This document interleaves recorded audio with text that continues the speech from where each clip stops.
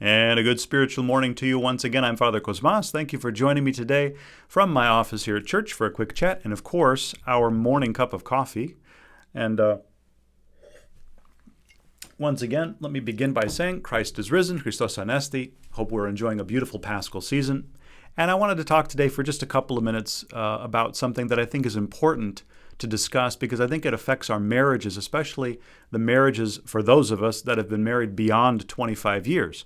And that's this idea of resentment that sort of festers there and that kind of wears away at our marriages because we're reading about the incidence of gray divorces, as they're calling them, sort of on the rise. More and more couples that have been married 20 years and beyond, they're starting to get divorced. And that rate of divorce is going up. The rate for younger couples is not really going up. It's decreasing.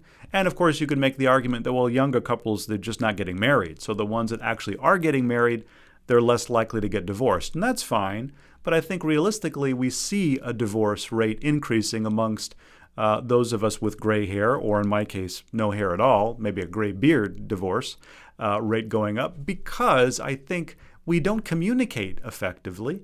And we harbor resentment for, in many cases, or in these cases, decades, which is a dangerous thing. And so, yes, it's cliche. We kind of think about, well, we're hitting a certain point in our life. The kids are out of the house. We're empty nesters. We're not focusing as much on our careers because we've achieved what we want to achieve. We're now on the downward path for our careers. We're looking at retirement. So there's not as much distracting us, and therefore we're starting to realize, well, we don't have that much in common. Is this really how I want to spend the last few good years I have? And we sort of call it quits, and we're starting to divorce. And that's happening. And I'm not meaning to say that there aren't, cases in which the divorce is, unfortunate, but a reality. And there's a reason that the church, the Orthodox Church, grants church divorces. And as a matter of fact, grants 3 of them. Because we recognize that this is a reality. Of course, it's not ideal. So the real question is, how can we avoid this situation? Again, for those of us like myself, married beyond 25 years. Well, I think it's the idea that it's not just about cliches, but it's the reality of the fact that this is happening because couples take decades without really communicating, really talking to each other in an honest way.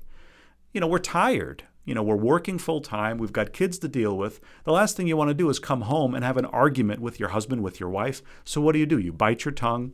You don't say anything, and you just, put your head down and you plow through another decade.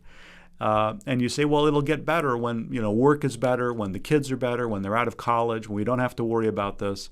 But the reality is those stresses just get replaced with other stresses, and eventually you start to realize, wow, I really have been harboring resentment for this person that I have not communicated effectively for 25 years. And now I'm to the point where I just can't take it anymore.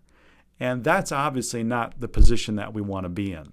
So realistically, how do we avoid this? Well, it's cliche, but it's reality.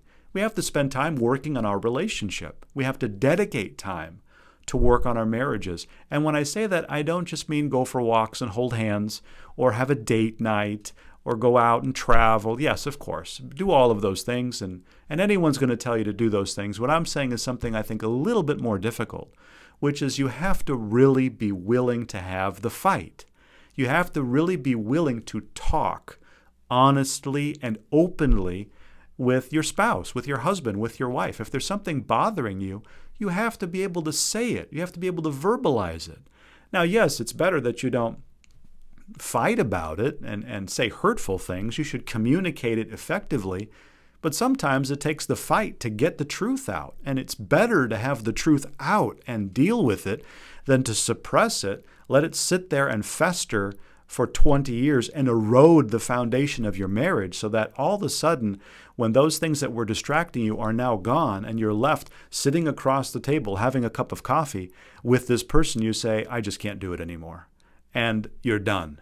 And it sort of ends with a fizzle, not with a bang. And that's how we don't want our relationships to go, just to sort of fizzle and die out.